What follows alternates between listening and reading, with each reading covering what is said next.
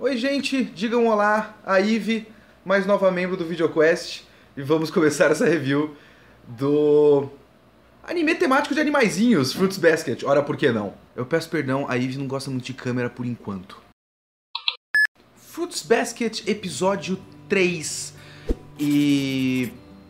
olha só, dessa vez eu tenho nem tantos comentários assim, acho que nenhum de cabeça que eu teria pra fazer sobre a comédia nesse episódio, e eu curti a parte que eu acho que eu deveria curtir mais mesmo, que é o drama. Tá nas minhas costas agora. Eu nem lembro direito nenhuma cena de comédia que tenha me chamado a atenção nesse episódio, que tenha ficado comigo. E ele começa a trabalhar questões que eu acho muito mais interessantes do que vinham sendo trabalhadas antes, porque eu acho que ele começou a fazer uma coisa que é, assim, um pouco mais lógica pra mim do que me pareceu no primeiro episódio, que é começar do pequeno, começar do pessoal, do individual, e aí começar a mostrar a causa sistêmica da coisa. A gente começar do menor, do micro pra ir pro macro, e tentar entender o que faz com que esses personagens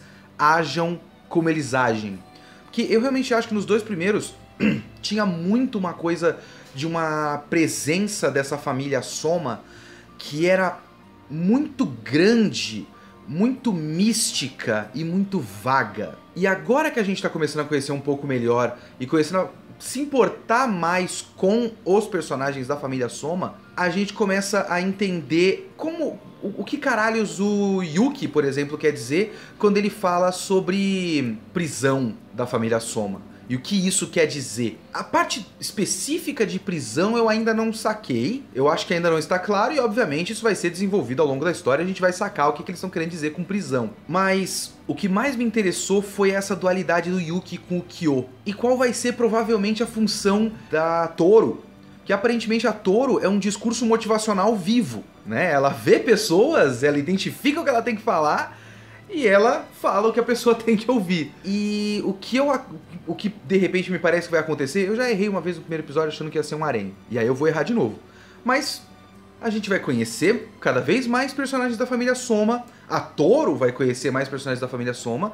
E a Toro vai ser a gente vendo essa família de fora e vai tentar entender como essa família funciona e tentar até ajudar essas pessoas a trabalharem esses traumas e esses problemas causados por essas relações familiares que são muito disfuncionais. Me pareceu que pode ser isso, e isso é mais interessante do que um harém, pelo menos. Então isso é bem legal.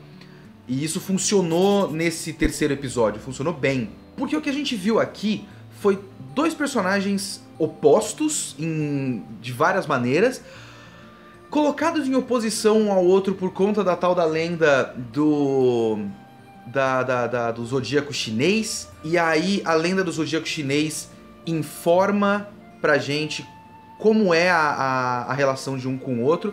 E a gente tem de um lado o Yuki, que é um cara que se fechou pras pessoas, apesar de tentar se abrir. A tentativa dele de ir pra escola sem ser lá a tutelagem da família Soma separada de todo mundo, de tentar ir pra uma escola normal, pra conhecer pessoas normais, é uma tentativa dele de sair dessas relações familiares e conhecer pessoas fora desse núcleo e tentar socializar melhor, mas ele ainda não consegue. Então ele ainda é um cara muito fechado. Ele tem problemas de comunicação que ele tá tentando superar, ao mesmo tempo que ele ativamente se bloqueia, né? As meninas, por conta da maldição e tal, como metáfora pro fechamento dele e tudo mais.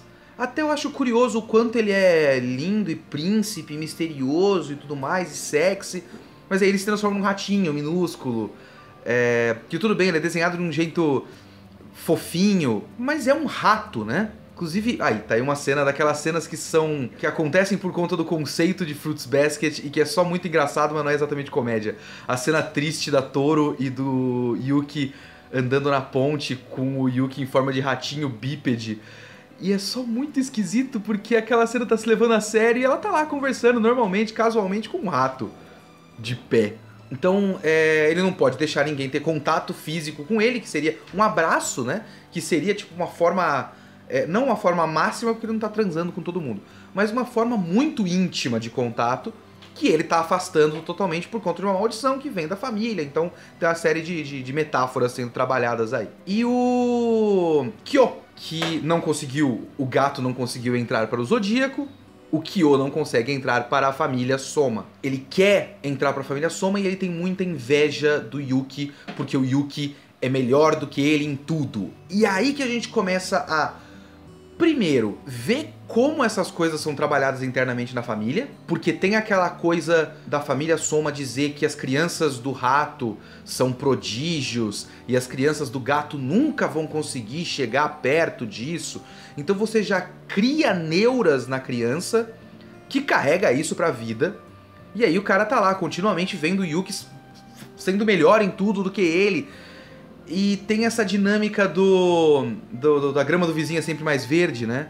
Porque enquanto ele inveja todos os talentos e o privilégio de fazer parte da família Soma no Yuki, o Yuki inveja o Kyo por conta do quanto o Kyo consegue se relacionar com as pessoas. O Kyo tem o que o Yuki não tem, né? O Kyo, mesmo que ele seja um cara muito difícil de tratar, ele rapidamente consegue atrair pessoas pra ele e ele forma círculos de amizade daquele jeito todo expansivo e também agressivo dele. Ele forma círculos de amizade, que é o que o Yuki quer. Então, essas dinâmicas são interessantes entre eles. Então a gente entender como essas pessoas ficaram, e agora a gente entende melhor e numa coisa mais relacionável e mais palpável. Tipo, eu acho que esse episódio 3, os dramas foram melhor dramatizados do que anteriormente. A gente viu as dinâmicas acontecendo, a gente viu o Kyo na sala com os amigos, a gente viu o Yuki afastando a menina que queria abraçar ele, a gente viu essas dinâmicas acontecendo e a gente vê quais são os problemas causados em um e em outro. E dá uma margem pra gente extrapolar e imaginar, e também umas dicas de como a família age. Porque isso, tá certo que alguma hora vai ter alguma explicação um pouco mais, sei lá, profética do que isso quer dizer pra criança do rato ou qualquer coisa do tipo. Mas isso é uma relação familiar relacionável, uma relação familiar que a gente entende, sabe?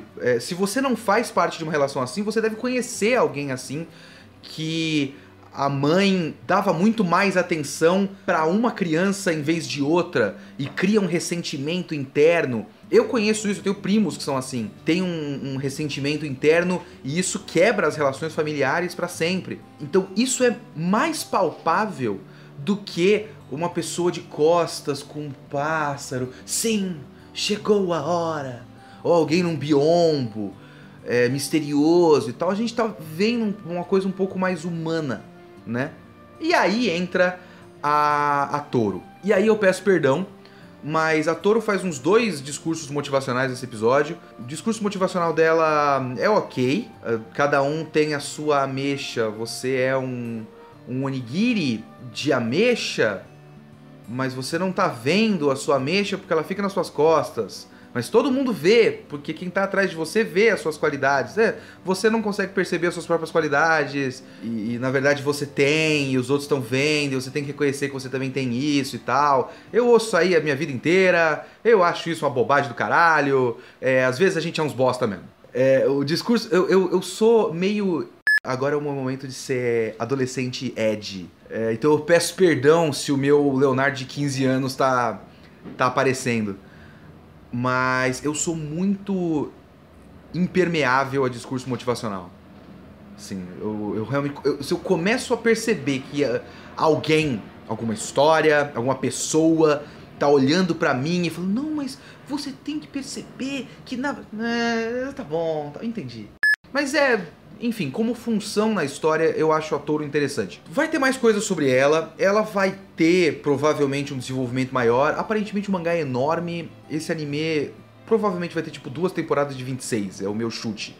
Então vai ser um anime muito grande. E a Toro deve desenvolver mais. Mas nessa função dela, ela tem uma função interessante, que é, como eu já falei, a de ser uma porta pra gente para a família Soma. A família Soma é muito complicada, tem relações muito complicadas, e ela não tem mais... Ela tinha uma relação saudável com a mãe e perdeu. Talvez tenha alguma coisa do pai, sei lá.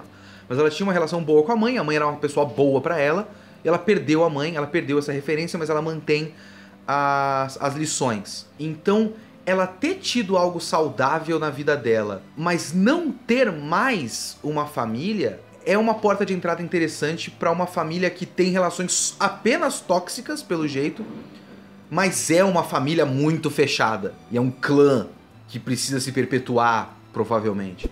Então, ela nessa função de orelha da história, assim, de testemunha, ela é interessante. O discurso motivacional é bonito pra alguém.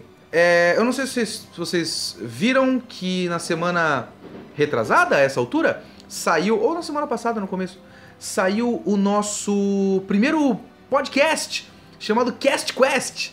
Porque você tem o Video Quest, o Shonen Quest, o Side Quest, já teve o Seinen Quest, já teve o Cine Quest, já teve tudo Quest.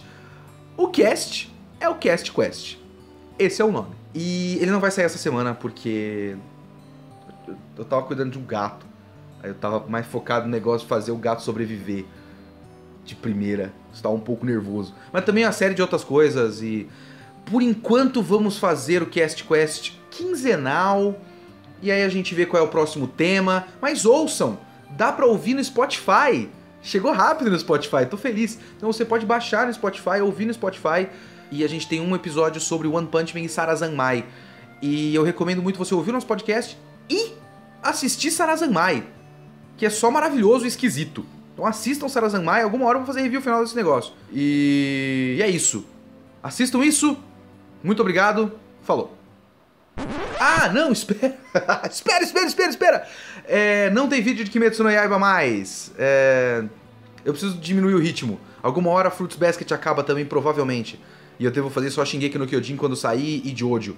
Que eu já tô no Jojo, eu vou terminar Jojo. Mas não tem mais Kimetsu no Yaiba. Eu não tenho tanto pra falar assim de Kimetsu no Yaiba. É legal, assiste Kimetsu. É um shonen normal, bacana. É legal, eu gosto. Parabéns.